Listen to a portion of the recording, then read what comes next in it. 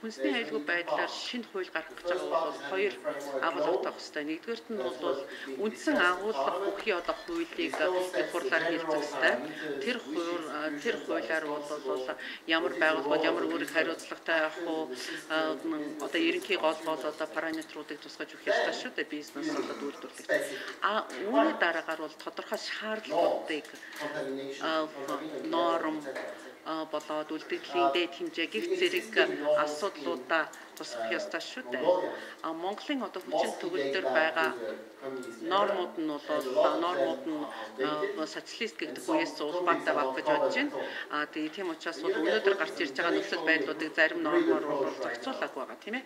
Тэгэхээр олон улсын чих хамтлагийг аваад үзэхэд бол Codex Alimentarius стандартуудын үйлчилж байгаа асуудал болгонд дараа бол тэр стандартуудыг орчуулад тэгээд нэвтрүүлсэн байдаг. Дайггүй Европын холбоонд одоо хүнсний багцанд бол Codex Alimentarius оруулсан зүйлийг бүгдийг хамарсан дээр нь бас одоо нэмэлт кодексуудыг оруулсан байна. Тийм учраас бол тийм ээ бид нар бол энийг хаасаагүй ашиглаж байгаа. Тэгээд Монгол улсын Codex Alimentarius-уудыг бас нэвтрүүлэх ёстой гэж зөвлөмөр байна.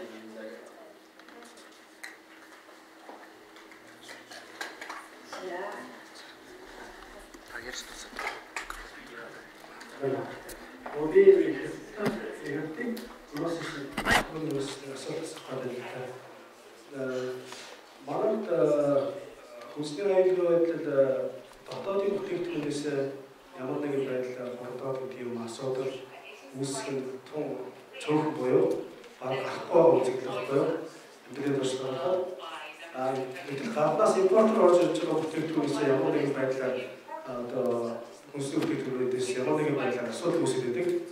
Тэгэхээр Оросын хүн бизнесүүдээс асуудал байлаа. Ямарч байгууллагаас өсөж хурц зэрэглэдэг болсон. Хурцтай цаашдаа болж байгаа юм болсон. Хурцтай. Тэгэхээр танаас импортер орж ирсэн манай орж ирсэн бүтээгдэхүүн байлаа. Хэрэглэгч хэрэглэлтэй гэсэн асуудал үүсчээд жишээ нь компот байлаа гэсэн чинь компотоос хорхоо гарч ирсэн ийм асуудал байсан. Тэгээ манай дээр ирээд бид хаач гаргахгүй тэгээд руу мэрэгүүдээ яваад тэгээд тухайд завхарч ирсэн ийм асуудал байсан. Ийм асуудал гарахад манай одоо хэрэгшээ хэлтийн байгууллагууд юм уу эсвэл одоо тухайн танаа газар бэжэнд орсон сууж байгаа эцэг сайдын яамаар ч юм уу дамжуулаад зохиох байгууллагаар дамжуулаад гомдол тавихад энэ гомдлыг барагдуулах буюу хохирлын нөхөд төлөвлөлт бас арга хэмжээ яаж авсан гэдгийг ингээд тайлбарладаг. Тэгээд юу гэдгийг чинь хоёр орны хамтын ажиллагааны ирэх шиг цаана бас ингээд энэ том асуудал харагдаад байгаа юм л да. Тэгэхээр энэ дээр нь яаж зөвхөн танахаас хуулиудаа заасан байлээ арга хамт хэмжээ цаашдаа ямар байх болоо энэ тал дээр хамтарч ажиллах боломж нь нээлттэй байх болов яах вэ гэж ийм асуулт асуух гэдэг.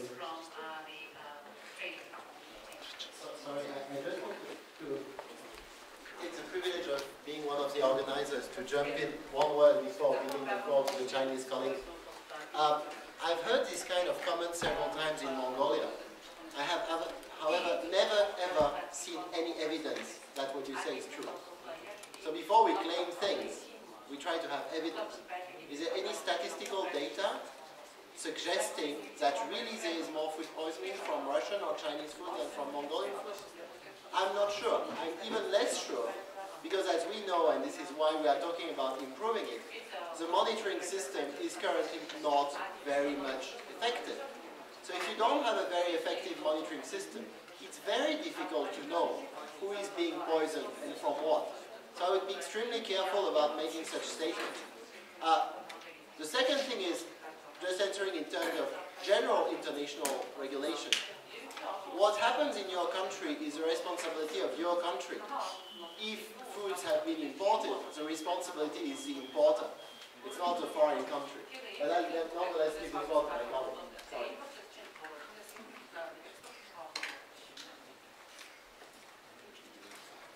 We define as Noceti foods from China. The importation and the close to the central system.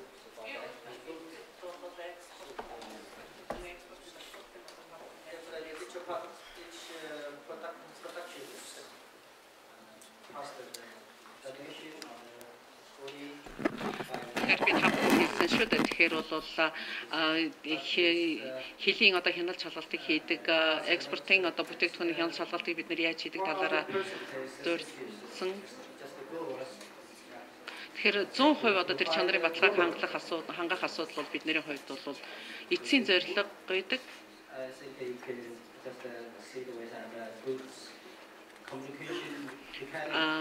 Хэрэг тийм асуудал гарч байгаа бол Хятад Монголын хооронд бол мэдээлэл солилцооны сайн тогтолцоотой байх хэрэгтэй байгаа.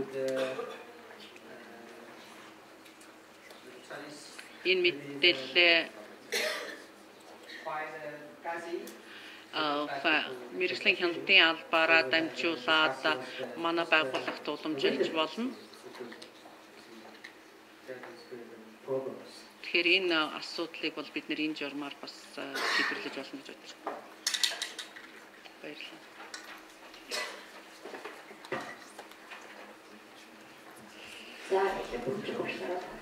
Mr. Puruchov, and then you, please.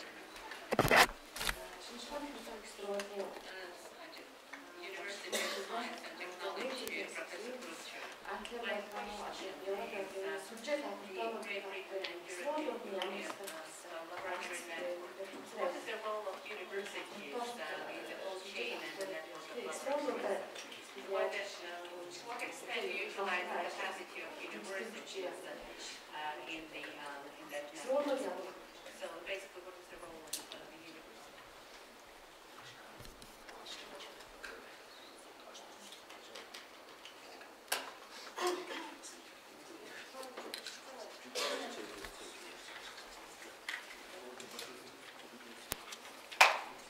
Yes, thank you for that question. Баярлалаа. Whether or not it's for official control or За whether аль биесны хяналт шалгалт уу эсвэл эрдэм шинжилгээний одоо судалгааны журмаар уу та яг ямар журмаа утгаар нь асууж байна вэ? Асуултыг чинь тодруулъя.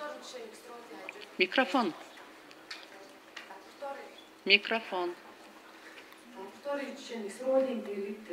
So my question is whether laboratories could be established at the universities.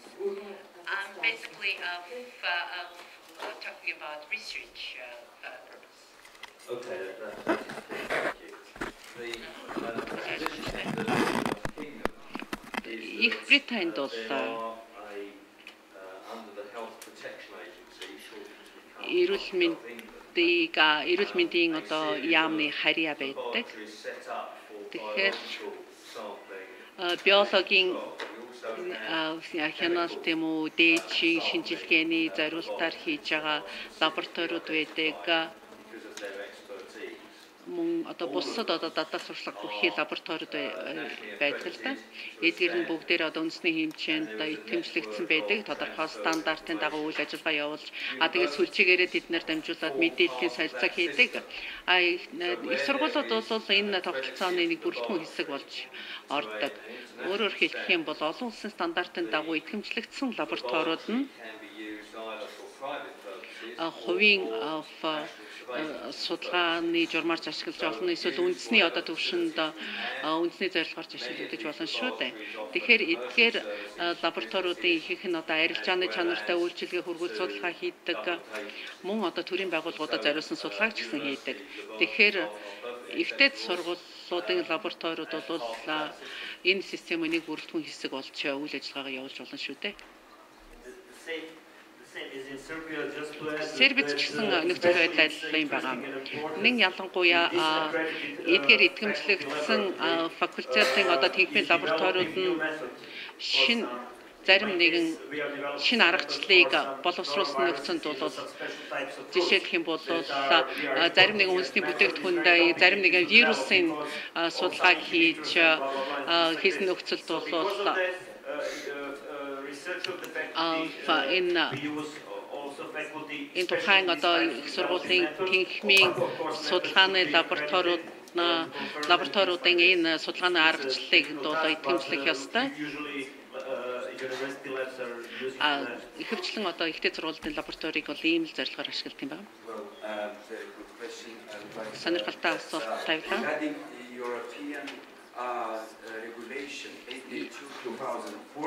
2004 ATT 2004 гэдэг одоо Европын холбооны улсын зохицуулалтын хувьд бол албан ёсны хяналтын талаар дурдсан байдаг. За үүний дагуу гишүүн орнууд to involve in the official list гишүүн орнууд маань lab from universities level of их сургуулийн лабораторид ч байна уу, эрдэм шинжилгээний хүрээлэнгүүдийн лабораториудын бүхий л одоо жигсаалтыг авсан байдаг. Өөрөөр хэлэх юм бол энэ лабораториуд нь бүгдээрээ итгэмжлэгдсэн байгаад тэгээд эдгээр лабораториудыг бол албан ёсны хяналтанд бас хамруулдаг юм байна. Бид нэр Литвэд бол ийм зарчмаар ажилладаг. Well, we have time just for one question because time is approaching for us to break for coffee. Are you going to, would you please ask your question after coffee break? Your break question, short question. Jambalma, the head of the NGO which is called Food Safety. I have two questions. The first question is for the new манайхаа одоо эрсдэл суурьсыг хяналт руу шилжиж байгаа юм процесс ингэж эхэлж байгаа. Тэгэхээр энэ процесс хэлцээр удаа явахгүй. Хасаас бичсэн нэлээд хөрөнгө оруулалт шаардсан нэг өндөр хэмжээний чанар аюулгүй байдлын систем. Үүнийг тэр ковид секторт хэмжүүлдэг. Тэгээд одоо бид нар хяналт авахны хэмжээ хэмжиж байгаа оролцож одоо юу хэмжиж явдаг болохоос ковид сатгарын асуудал. Тэгэхээр манай Монгол шиг одоо өргөн уулын газар одоо орнуудын жижиг үйлдвэрийн ямар одоо чанар аюулгүй байдлын системийг өргөж авах юм бэ? Эсвэл үйлдвэрийн төгсөлд бас бид нар зэрэг амжилттай хийх хэдэн хувь одоо хийсэн. Член жил одоо бид нар 3 жил 5 жил хугацаанд хэрэгжүүлж амжих юм уу? Үе шатны хэрэгжүүлэх ёстой юу? Цаг үеийг бодож байна. Хоёр асуулт нь болохоор дахиад нөгөө эрсдэл суурьсыг хяналтад тийш шилжингээд явж байгаа. Тэгэхээр бид нар ч одоо нэг юм шилжилтийн үе шатнд байна. Дагуулж ингээд одоо ирүүл ахуй аюулгүй үзүүлэлтээр ингээд шалгаад явдаг байсан бол одоо хүсний үйлдвэрийн дэд түүнүүдийн чанарын юугаар юм аюулгүй байдлын үзүүлэлтээр хяналтаа хийх нь болно шүү дээ. Тэгэхээр тэр эрсдэлээ хяналт зохицуулах асуудлыг яг юуг нь манай мэргэжлийн хяналтаа албад хийх юм байна. Гэтэл тэр эрсдлийг нөгөө мэдээлждэг risk communication гэж юм байдаг. Хин зохицуулах юм бэ? Тэд талаар нь ямар хөрөнгө оруулалт цаашид тэр талаар бичлэг одоо улсын санхүү корпорацид ямар нэгэн хэмжлэг үзүүлэх тийм дараагийн үеийн бичлэг байх юм уу? Тэр талаар сонирхмоор байна. Тэгэхээр автомобилийн хамаагийн асуудал байдаг учраас тэр эрсдэлтэй одоо хоолны хавцлага илүү өвчин болсон тохиолдолд ямар арга хэмжээ авах яаж яах юм? Ямар нэгэн компьютер програм шиг уу тэр бизнес хийх юм шиг одоо нэвтрүүлэх тийм юм төлөвлөж байгаа юм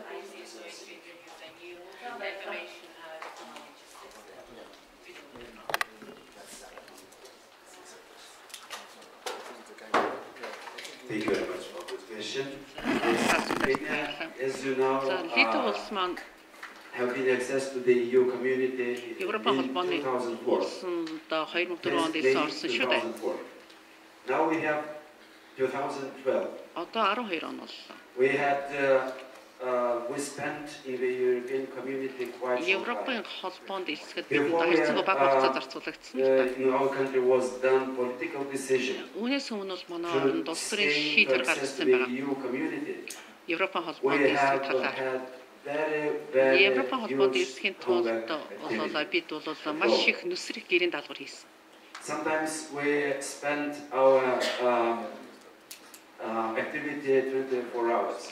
24 цаг working place. Ажилладаг Because a lot of legislative acts. Ягаад гэхээр ихэнх манай хууль ирсэн актууд маань harmonize the EU legislation. Европын холбооны улсын хууль ирсэн актуудтай зохицсон байх ёстой байсан.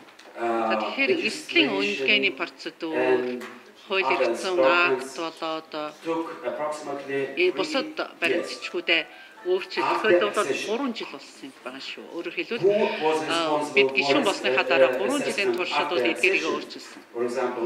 Тэгэхээр 2004 оны 5 дугаар сарын 1-ний дараагаар бол бид тэр эслийн үнэлгээг хэн хариуцах вэ гэдгийг асуудал гарч ирсэн.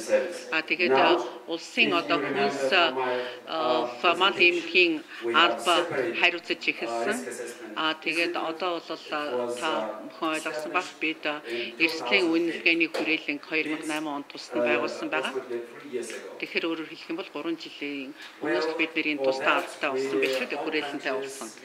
Тэгэхээр яг ийм бүтцтэй болохын тулд улс орн болон улс төрийн хүсэл эрмэлзлээ нэгдүгээр илэрхийлж Европын холбооны улсын стандарт зарчмуудыг хүлээн зөвшөөрж сайдар ойлгож өөрийн нүсэр гэрийн далбараа хийх шаардлагатай болсон байна. Баярлалаа.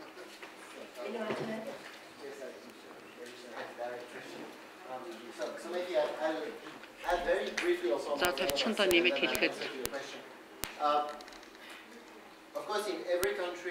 гишүүн орн болгонд actually there is differentiation of requirements between larger businesses and smaller том бизнесүүд, жижиг бизнесүүдийн хооронд одоо тавигдах шаардлага нь өөр байдаг л да. Европын холбооны хууль тогтоомжинд хасаг 2005 он хүртэл одоо хэрэгжүүлж болохгүй гэсэн үгсэг байгаагүй. Тэгэхээр бол хасабыг бол заавал хэрэгжүүлэх ёстой гэдэг бол биднэрт нь тусгаж өгөөгүй шүү дээ. Тусгаагүй. Хасаб бол эрсдлийн одоо үнэлгээ тийм ээ. Энэ бол өөр одоо тусдаа арга хэрэгсэл юм байна. Европын холбоонд жижиг бизнесүүдэд юуг санал болгосон бэ гэхээр хасабанд байгаа одоо философиг арай хялбаршуулсан арга хэрэгслийг санал болгосон. За хоёр дахь асуултын хувьд бол IFC-ийн төсөл маань бол дахиад хэдэн жил үргэлжлэнэ.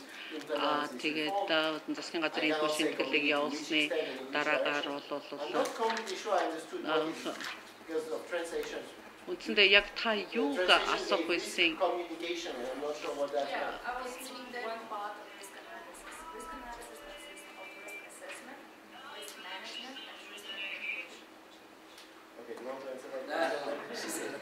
Та энэ асуултанд хариулах үү? I think so meaning more about the feedback and information. Yes. A big that's what I was not sure I have understood correctly. So a big part of the work to be done and where we hope to be helping is building an information system. Мэдээллийн тогтолцоог бид нэр бүрдүүлнэ гэж бодож байгаа. Тэгээд одоо институцийн бүтцийг бид нэр одоо ур чадварыг сайжруулах гэж бодож байгаа. Бид бол зөвхөн одоо мэдээллийн системыг санхүүжүүлнэ гэж байхгүй шүү дээ. Бид нар бол дизайныг боловсруулна. Гэхдээ бол тэр мэдээллийн технологиг бол Монголын өөрийн улсын төсвөр санхүүжүүлнэ. Thank you very much. Whatever is left aside, you can discuss and communicate during tea break. We're breaking for 10 minutes. Thank you.